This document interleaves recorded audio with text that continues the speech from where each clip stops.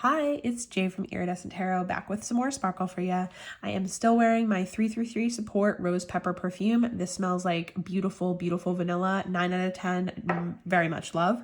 And Zombie Claw Strawberry Milk, beautiful nail polish. Very happy with all the sparkles and things today.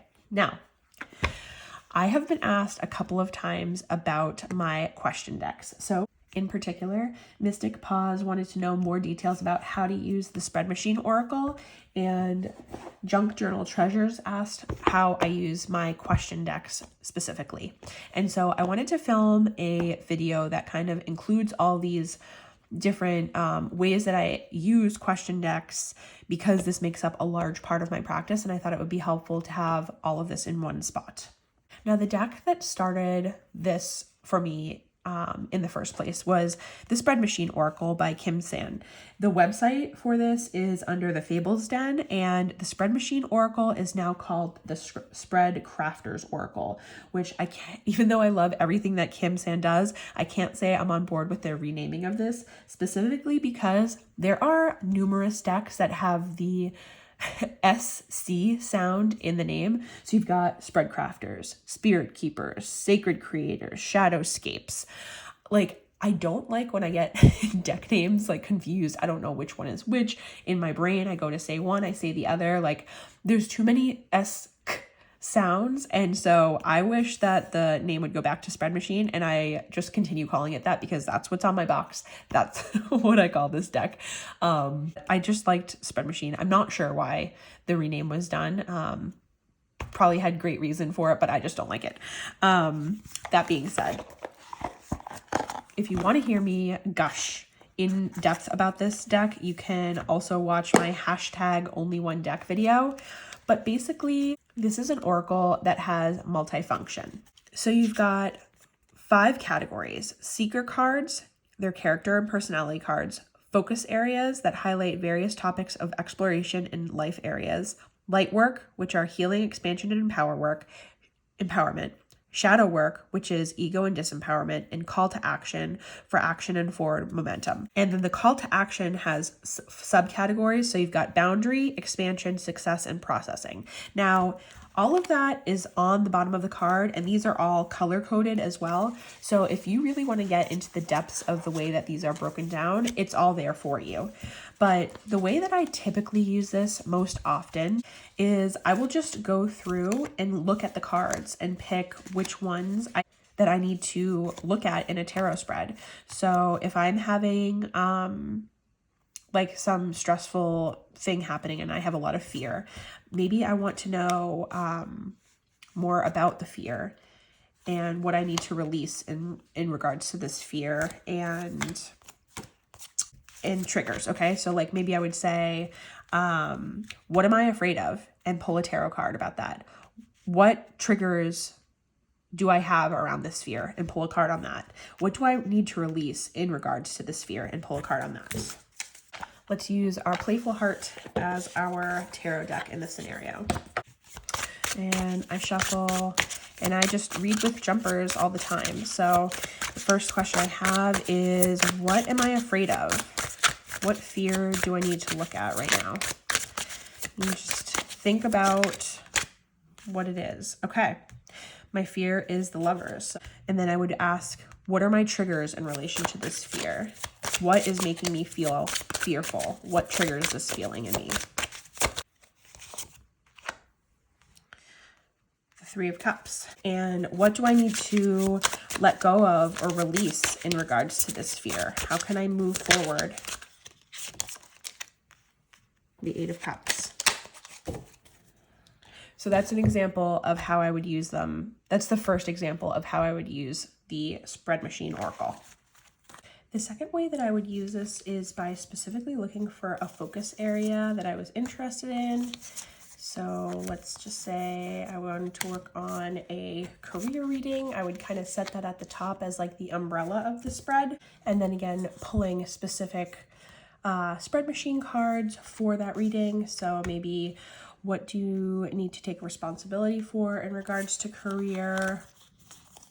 Where do you need to be more courageous in your career? What do you need to disengage with in regards to your career? and then pulling your tarot cards based on these spread positions. So responsibility, 2 of Wands, courage, 4 of Wands, and disengage, the Sun.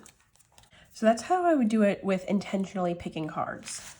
Sometimes I totally leave it up to chance, and instead of going through and selecting cards intentionally, I will shuffle the deck and just treat it like any other oracle, where I let it throw out cards that it thinks that I need to work on, and just see what comes up naturally. And so a lot of times I tend to pull in 3s, but you can do this with a 1-card draw. More than this, it's like totally up to you to create whatever spread you want to make. So for this, I might make family, parenting, and children like the umbrella card, and then use affirmation and karma as 2 spread positions, and then pull 2 cards with this reading, which is entirely left up to fate and whatever the cards wanted to do come out. So affirmation, I got the 5 of Wands. And then for karma, I got 2 of Swords. So that's how I would use it more randomly. Spread Machine comes with 2 expansion packs. One of them is Spread Machine Change, which has similar looking backs, these silver edge.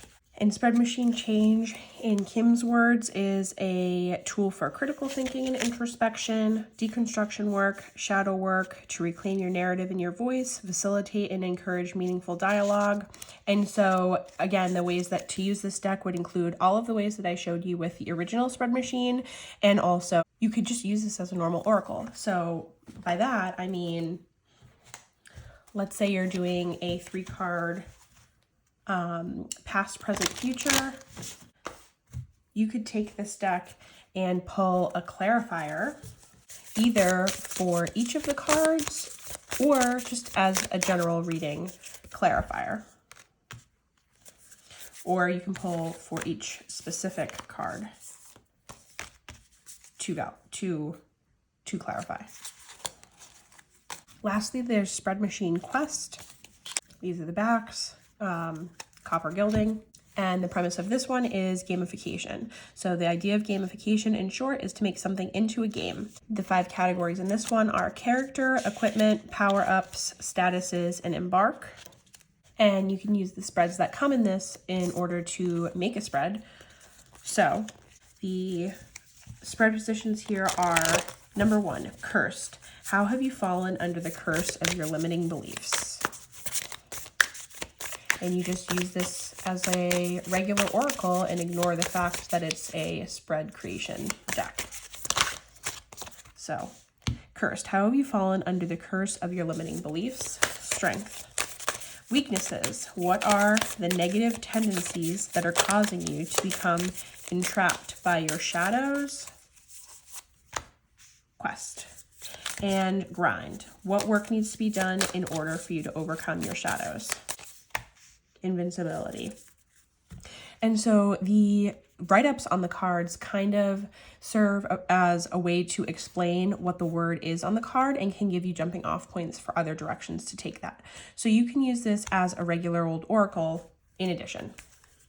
There are a couple other spread creation decks out there, but I really enjoy this one. So I most of the time use the Spread Machine. Very occasionally I will reach into these 2, but this is the heavy hitter here for me.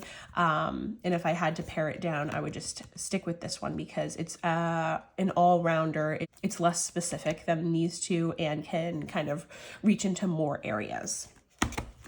The next type of question deck is something like Phases and Forests. And these cards have a keyword and then a question underneath. Giving and receiving. Do you feel like you're in a season of giving or receiving? Why? Shelter. Where do you find shelter, security, and protection?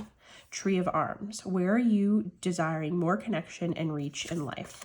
So you can basically, again, look through the cards and intentionally choose something that you are feeling you need more clarity on. So let's say I am having a day where I feel like I'm not balanced, I'm not centered. I can look through this deck, see the centered card, and read, when do you feel most centered and most like yourself?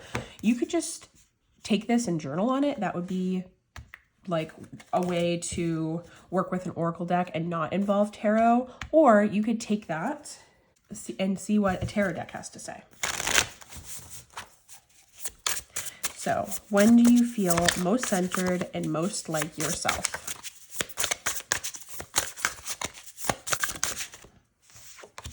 Knight of Air. And just meditate on what the meaning of this card would be in the context of this question. Now, if that brought up more questions for yourself, you're like, okay, like things that I want to know, that's when you would either pull more cards to clarify or ask different questions, but this can be kind of like the center, the basis of your spread. Whales Can Save Us Oracle is the same premise as Phases and Forests. So for this one, maybe what I would do is keep it totally random, shuffle, and just see what card comes out for me that I need to think about. And that says, what rapid changes are happening in my life and how can I adapt to them? So because there's two parts to this question, maybe I'm going to pull two cards. And you could either do that with tarot or you can do it with oracle. So let's use the Soul Space Oracle. And let's ask, what rapid changes are happening in my life? So in the arena of intuition, I'm having some rapid changes, and how can I adapt to them is the second part of the question. Soften. So allowing yourself to soften to the idea that your intuition is coming through more and that you need to trust yourself more.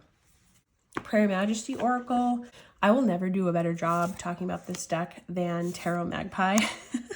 So they have a video called Mind Mapping the Tarot. I will link that in the description box, but essentially talking about how decks like this that have multiple areas that you can pull threads on. So you've got the image here, which is a deer mouse. So you have information coming from that. You've got nest as your keyword, and then a question, would more tenderness help? And it basically gives you multiple jumping off points on how you can use this deck. For me, most of the time, I like to use the question, but I really enjoy ability to read into the other aspects of these cards. Was totally and entirely convinced by that one singular video that this is an extremely useful oracle deck. So for me, what I like to do most of the time is just shuffle. Oh, nice. I really enjoy the way that Prairie Majesty and Discovering Beauty Tarot look together, especially the backs. And for that, maybe I would just do a one card draw, pull your oracle card, what reminds me of free, pull your tarot card, root of water, and make that your reading. And if you want to see some more fun things with Prairie Majesty Oracle, check out my bad art video. This was a lot of fun and just another reason why I like this deck. I'm not saying the art in this is bad. I'm saying it inspired some ugly artwork on my end. So lastly, the Spirit Kittens and Witch Kittens, which are a recent release from Nicole Pyre. However, the Spirit Kittens is a deck that I had for many years, and the Spirit Cats, the full-size oracle. And I really liked that deck, but when I saw that these new miniature versions had pared down wordings on the back and then were followed by a question, I was like, oh, I already know exactly how I'm going to use these. The Spirit Kittens have these really pretty sparkly lavender edges, and then the Witch Kittens have these yellow sparkly edges.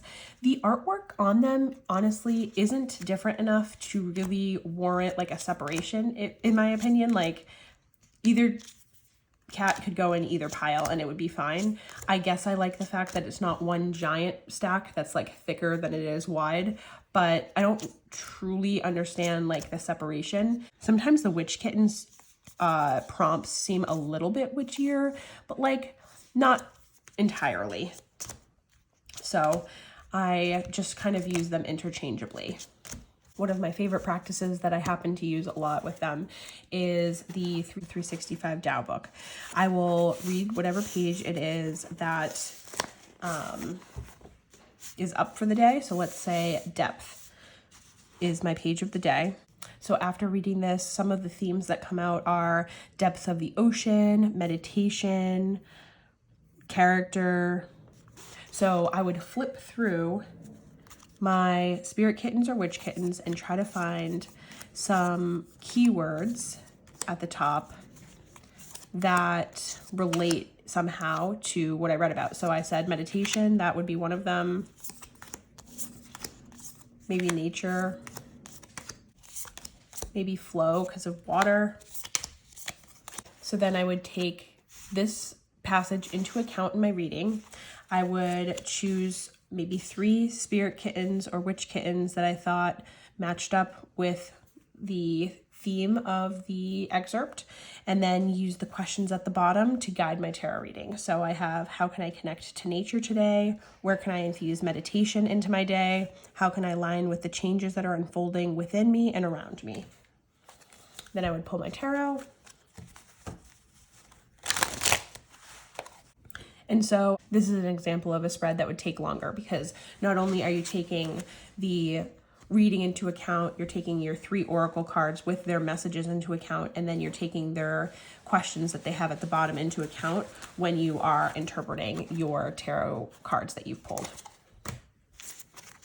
And sometimes I don't want to do all that, and I just want to shuffle and pull a spirit kitten, the witch kittens, see which one jumps out at me. And then I read it. Charmed. Do I dare to believe, even for a moment, that my life is charmed? What golden opportunities are sprinkled on my path? What treasures await? I feel the air shimmering with magic.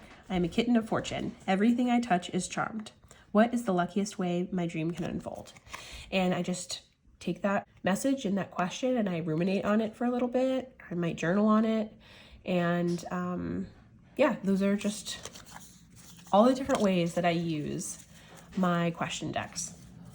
And you don't have to have question decks to do what I'm doing. You can basically take any oracle that you have and use them as spread positions. So it seems to work really well for decks that just have singular keywords. So you could do the same thing here with this oracle that doesn't have questions on it, but you could say, what is invisible that I need to make more visible? What should I be embodying right now? And where in my life do I need to evolve? So it doesn't require that you buy specific question decks. It's just that because this is such a huge part of my practice and how I really like to use oracle decks, I end up getting the ones that I see have questions on them.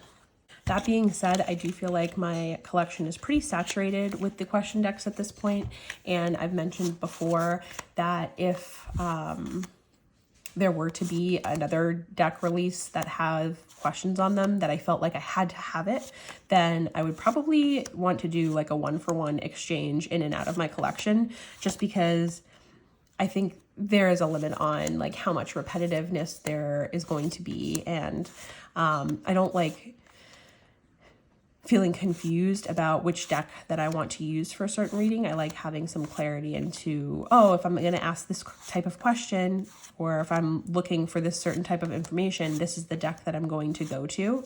And like right now, I feel great about that with the decks that I do have, but I think that if I kept collecting them, that it could go in a different direction. So I hope that gave you a little bit of insight into my practice and the way that I use oracle decks, especially the ones that have questions on them.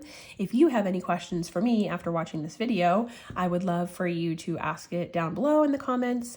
And if you enjoyed, then please like and subscribe, do all the things, and I will talk to you later. Signing out.